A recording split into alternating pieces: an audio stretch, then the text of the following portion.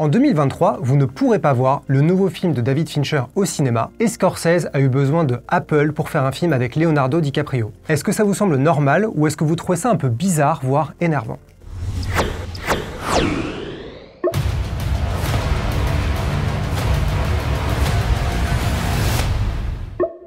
Salut tout le monde, c'est Geoffrey et aujourd'hui on va parler d'une grande question que tout le monde se pose depuis quelques années. Est-ce que Netflix, Apple TV+, Disney+, et les autres plateformes de SVOD sont en train de sauver ou tuer le cinéma et notamment Hollywood? Plein de gens se sont demandé ça avec la peur de voir le public déserter les salles de cinéma et plus globalement la peur d'un gros changement dans l'industrie comme avec la naissance de la télévision ou de la VHS. Ça, c'est la question facile et donc c'est pas forcément la bonne question. Pour moi, il y en a une plus évidente qui part d'un simple constat. Martin Scorsese, David Fincher, Jane Campion, Ridley Scott, Guillermo del Toro ou encore Spike Lee ont fait des films sur Netflix et Apple TV+. Et parfois, souvent, parce que aucun autre studio ne voulait les financer. Est-ce que c'est pas ça le vrai problème? Peu importe ce qu'on pense de ces films, est-ce que ça ne montre pas que quelque chose ne tourne pas rond à Hollywood?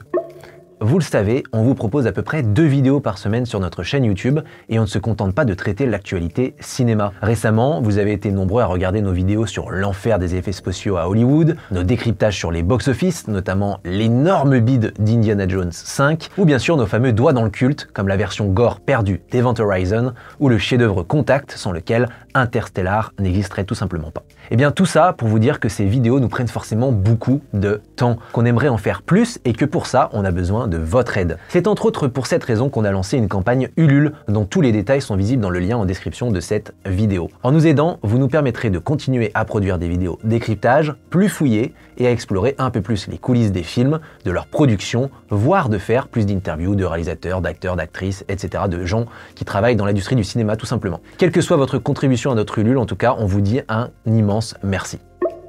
Qu'est-ce qui s'est passé pour que quelques-uns des plus grands cinéastes actuels se retrouvent parfois forcés à aller vers la SVOD? Et si au fond, le système des studios avait creusé sa propre tombe en laissant Netflix, Apple et compagnie devenir l'Eldorado des grands artistes? Partons de la situation en 2023. Parmi les films les plus attendus de cette fin d'année, on a Killers of the Flower Moon, réalisé par Scorsese le 18 octobre, The Killer, réalisé par David Fincher le 10 novembre, et Napoléon, réalisé par Ridley Scott le 22 novembre. 2 films Apple TV+, et un film Netflix. Je précise d'emblée que Killers of the Flower Moon et Napoléon vont bien sortir au cinéma en France. Le Scorsese sera distribué par Paramount et le Ridley Scott par Sony. Mais derrière ces films, il y a Apple. Des films de réalisateurs prestigieux qui existent grâce à la SVOD. C'est pas du tout la première fois que ça arrive, notamment pour le cas de David Fincher et Martin Scorsese. En 2020, Fincher avait déjà fait un film sur Netflix, Mank. Et en 2019, Scorsese avait déjà fait un film sur Netflix, The Irishman. Le point commun, c'était 2 projets passion très personnels que ces 2 cinéastes traînaient depuis des années et qui ont été sauvés grâce à la SVOD.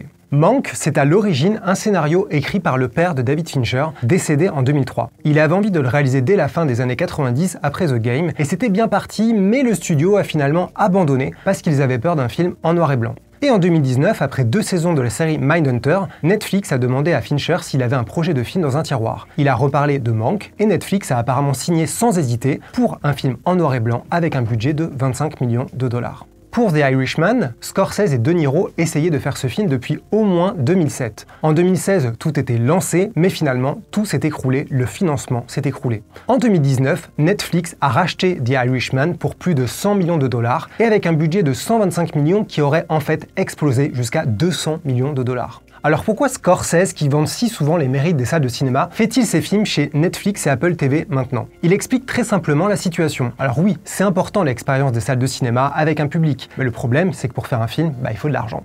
Et il faut donc aller là où il y a de l'argent. En fait, le problème, c'est pas vraiment que Netflix ou Apple donnent 100 ou 200 millions pour se payer des cinéastes de ce calibre. Le problème, c'est qu'ils sont parfois les seuls à vouloir ou pouvoir le faire. Scorsese a vécu une situation similaire avec Killers of the Flower Moon qui sort donc en 2023 au cinéma. Avant la pandémie, le film devait se faire chez Paramount, mais finalement, le studio a commencé à avoir des doutes à cause du budget de 200 millions de dollars. Ils ont voulu un partenaire pour produire et distribuer le film, et Scorsese a été voir chez Netflix et Apple. À l'époque, le Wall Street Journal titrait « Scorsese courtise Apple et Netflix pour sauver le film coûteux avec DiCaprio ». C'est finalement Apple qui a récupéré le film et le budget aurait apparemment grimpé jusqu'à 250 millions, dont 30 millions pour DiCaprio. Le message était clair, il s'agissait de sauver un film d'un grand cinéaste grâce à la SVOD. C'est exactement ce qui s'est passé avec le Pinocchio de Guillermo del Toro. Après une dizaine d'années à y croire, il avait abandonné parce que personne ne voulait le financer. Et en 2018, c'est Netflix qui a ressuscité le projet en acceptant le budget de 35 millions de dollars. Même chose pour Jane Campion. Personne n'avait envie de financer The Power of the Dog avec un budget de 20 à 30 millions de dollars. Et sans Netflix, le film n'aurait jamais existé. Même chose aussi pour Rebel Moon de Zack Snyder qui sort fin 2023 et qui avait été notamment refusé par plusieurs studios. Alors je vous vois venir, hein, peut-être que ces films ne méritaient pas d'être financés, peut-être qu'ils coûtaient trop cher, peut-être que les studios n'en voulaient pas parce qu'ils étaient nuls. Alors ok, pourquoi pas, hein. D'ailleurs je suis pas spécialement fan de tous ces films, mais en fait c'est pas vraiment le sujet. Parce que si Paramount, Sony, Warner Bros et compagnie finançaient uniquement de bons films, je pense que ça se saurait.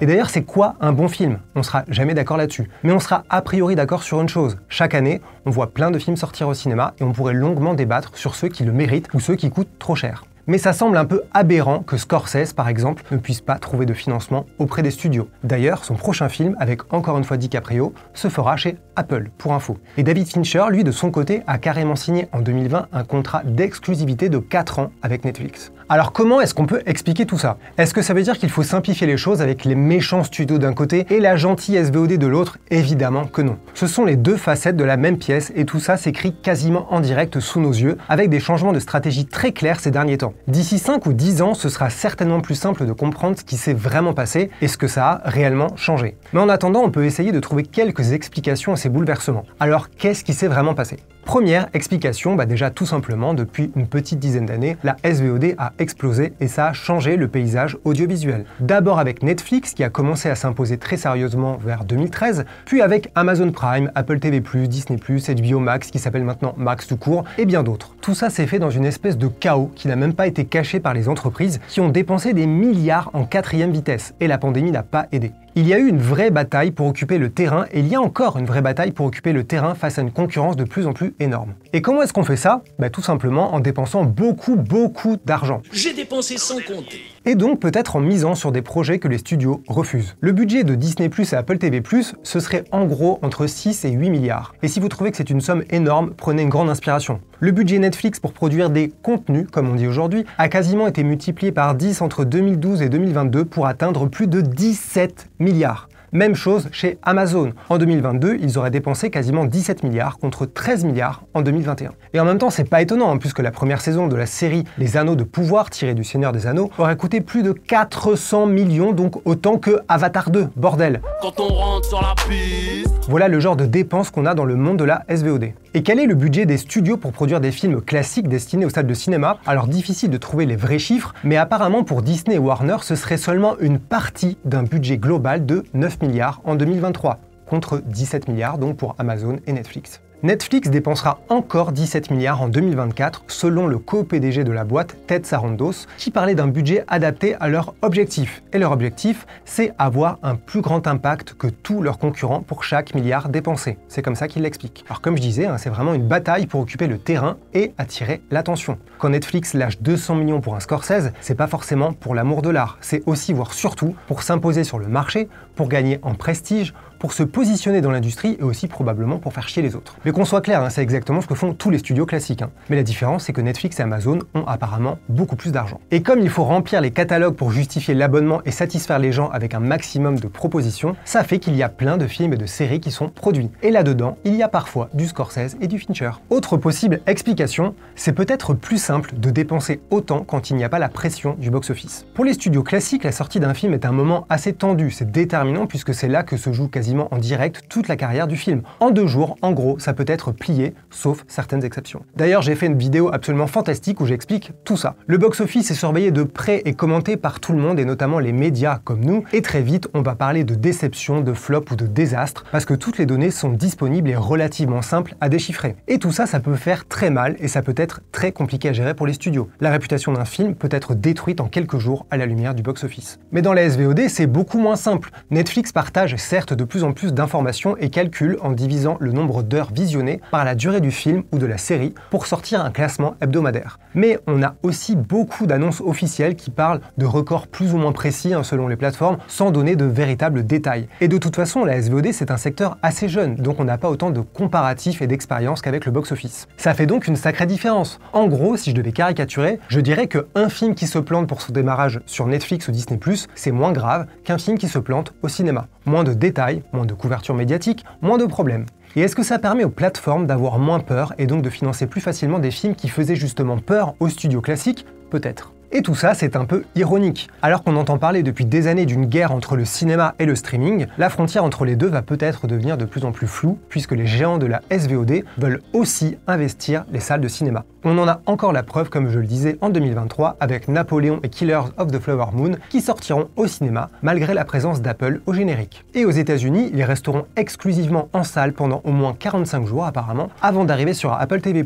45 jours dans le monde de la SVOD, c'est énorme. C'était 42 jours pour Bardo et 26 jours pour The Irishman, justement, côté Netflix, par exemple. Et il faut quand même bien se souvenir qu'on n'exagère pas quand on parle de bataille entre le cinéma et la SVOD. Revenons 2 minutes en arrière, en 2015. À l'époque, Netflix venait d'acheter le film Beasts of No Nation avec Idris Elba, et c'était un énorme coup, c'était un de leurs premiers gros coups, et aux États-Unis, ils avaient annoncé une énorme sortie simultanée sur Netflix et au cinéma, c'était du jamais vu. Sauf que 4 importantes chaînes de cinéma ont boycotté le film aux États-Unis parce que ça ne respectait pas la fenêtre traditionnelle de 80 jours d'exploitation exclusive au cinéma. Donc Netflix a dû se contenter d'une sortie limitée dans les salles. En 2022, la situation avait bien changé. Le film Glass Onion avec Daniel Craig a eu droit à une véritable sortie au cinéma dans plusieurs pays et notamment aux États-Unis avec 3 grosses chaînes de cinéma, celle-là même qui avait boycotté Netflix 7 ans plus tôt. Tout le monde a mis de l'eau dans son vin. Ce qui était une révolution inacceptable en 2015, selon certains, est devenu une évolution inévitable en 2022. Et je dis pas du tout que c'est bien ou pas bien, ça c'est à vous de juger à chacun et chacune de se faire son avis sur cette question qui est épineuse. Mais ce qui est sûr, c'est que pendant qu'on réfléchit et qu'on fait nos super articles, nos vidéos, nos tweets un peu pour participer à cette baston,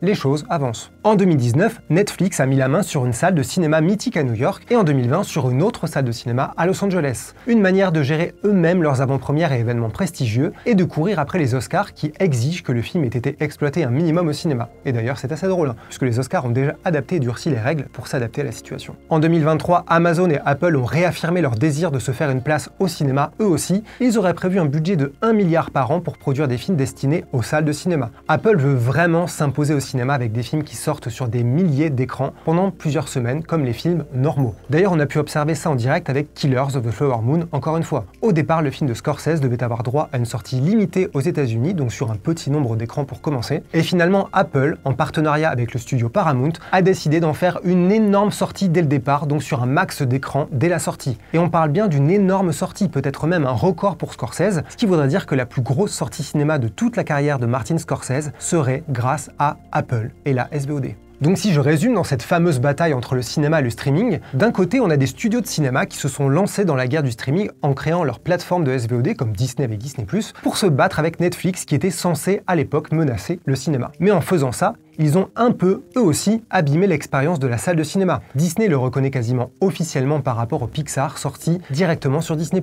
Une sortie simultanée en streaming et dans les salles, c'est le meilleur moyen de dévaloriser le cinéma et finalement torpiller son propre business. Et de l'autre, on a les géants de la SVOD, Netflix, Amazon, Apple, qui au départ proposaient une alternative au cinéma. Mais maintenant, ils veulent vraiment s'installer eux aussi dans les cinémas, que ce soit en achetant des salles, en organisant des sorties hybrides ou en dédiant une grosse part de leur budget à ça. Ce qui, d'une certaine manière, revalorise l'expérience de la salle de cinéma. Est-ce que ça veut dire qu'il n'y a plus de guerre et que les deux vont se rejoindre dans le monde merveilleux des bisounours? Bien sûr que non. En réalité, je ne sais pas trop, il y a plusieurs manières de voir ça. Imaginons un instant que je suis un optimiste et que je suis doux comme un agneau. Dans ce cas, je pourrais dire qu'il y a plein de bons côtés à tout ça. La guerre du streaming, ça se joue à coups de milliards et ça a permis à plein d'artistes de décrocher des contrats incroyables et à plein de films et séries d'exister. Sans streaming, il y a plein de bons trucs qui n'auraient pas vu la lumière du jour. Les catalogues de Netflix, Disney+, Apple TV+, Amazon Prime, HBO Max qui s'appelle Max, Paramount+, etc. ça doit être rempli, donc il y a plus de place pour plus de création. Je pourrais même aussi dire que puisque les gens peuvent maintenant très facilement rester chez eux plutôt que d'aller au cinéma, ils sont plus exigeants et donc les studios aussi.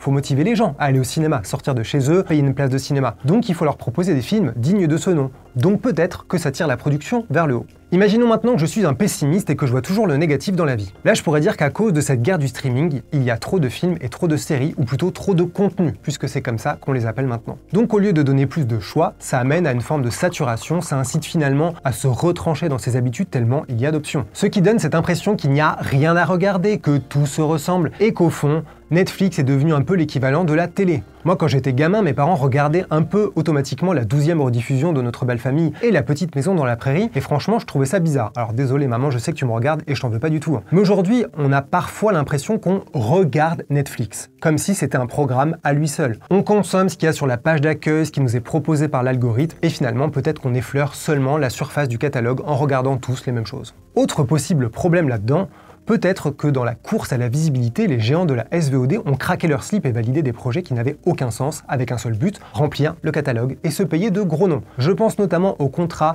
à 300 millions de dollars pour 5 ans entre Netflix et Ryan Murphy, ou à la saison 1 de The Morning Show sur Apple TV+, qui a coûté 150 millions de dollars, bordel. Et plus globalement, l'explosion de la SVOD a peut-être accéléré un phénomène. La fin des budgets moyens. On va peut-être de plus en plus vers deux mondes bien séparés. D'un côté, les salles de cinéma réservées au pur spectacle, aux grands films d'action, aux très gros budgets, bref, tout ce qui justifie de sortir de son salon pour payer une place de cinéma. Et de l'autre, tous les films qui ne mériteraient pas d'être forcément vus sur un grand écran. Vous l'aurez compris, on peut débattre de tout ça pendant des heures, mais finissons quand même par un constat. En 2023, le succès de Barbie, Oppenheimer ou encore le film Mario ont encore rappelé que les gens aiment aller au cinéma, ou en tout cas parfois, ou en tout cas sur certains films. Ça peut sembler évident, mais après la fausse euphorie du streaming pendant et après la pandémie, et suite à la catastrophe des sorties simultanées au cinéma et en SVOD, ce n'est pas anodin.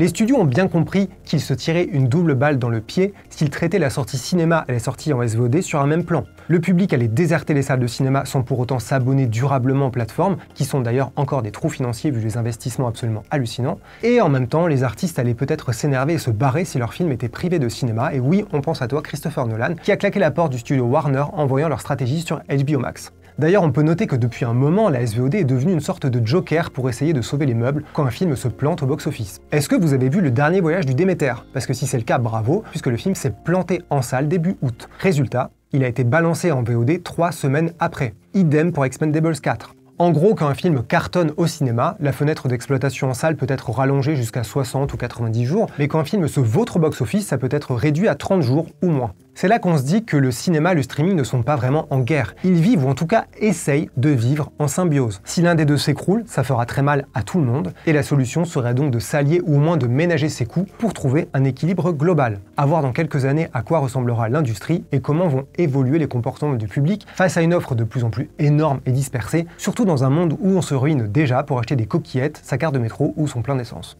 En tout cas, si ça vous intéresse, toutes ces histoires de business et réflexions sur l'industrie, on en parle souvent dans notre podcast La Réu d'écran large. On a notamment fait un épisode en 2 parties sur le box-office de 2023 et vous pouvez l'écouter sur toutes les plateformes habituelles. Mais comme on est super sympa, on vous remet aussi le lien sous la vidéo. Allez, c'est tout pour moi, je vous dis à bientôt, merci d'avoir regardé jusqu'au bout et si vous avez envie qu'on continue à faire des vidéos comme celle-ci, n'hésitez pas à le dire. Mais en réalité, vous n'avez pas vraiment le choix parce que je reviendrai très vite pour parler du business de Marvel avec la sortie plutôt très compliquée de The Marvels. Donc, à très bientôt.